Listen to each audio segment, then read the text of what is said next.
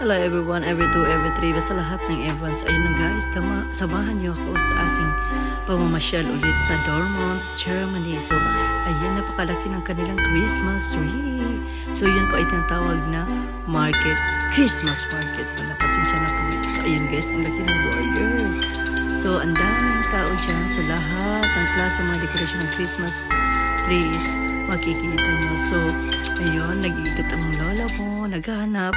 Yun pala walang mabili. Tingnan mo naman yung ano ko guys, sa sobrang lapig. Naku, grabe, di mo maano yung kamay ko nasa loob lagi guys. So ayun, pa-picture ang lola mo. Kasalamat si Tante Tess. So may mga nuts sila na binibenta. Kasi lahat ng klaseng matatamis na mga chocolate andyan. So di ba nakita nyo, paikot-ikot lang ang lola mo. Di ko alam kung saan pa kami pupunta dyan. Charot. So nakikita nyo yan. Sobrang ganda dyan sa loob. Tingnan nyo, diba? So yan po yung mga dekorasyon ng Christmas tree. So lahat ng klaseng mga light na binibenta nila. Ayan na naman si Santa Claus. Santa Claus ba yun? Sabay yan. So tingnan nyo guys. Sila po ay pumipila para bibili ng mga pagkain. At nakita yung chocolate heart na yun, diba? So ayun, yan po ay yung mga nuts na binibenta nila. Pero sobrang sarap.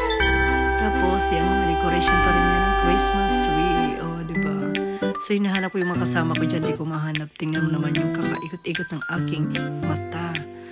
So, rumarampa muna ang lola mo. Kasi yung asawa ko gusto niya, rarampa muna si Inday. O, diba?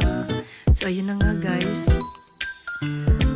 So, ayun na, guys. Pumasok kami dyan. Diba? Ang daming mga ano dyan. Kandila na magaganda. Sobra yun.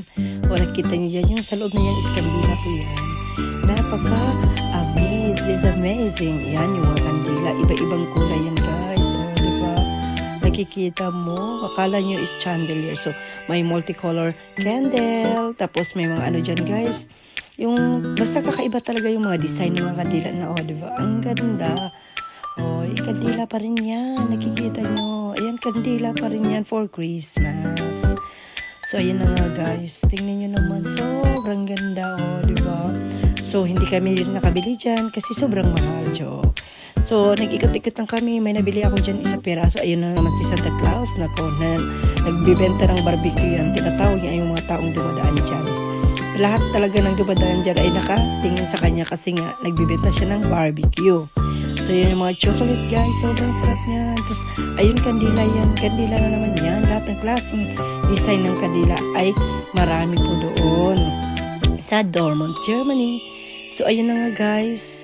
Sana na-enjoy kayo sa aking pamamasyal sa ating Market Christmas. Huwag niyong kalimutan i-share ang ating videos para po maraming manonood. Thank you.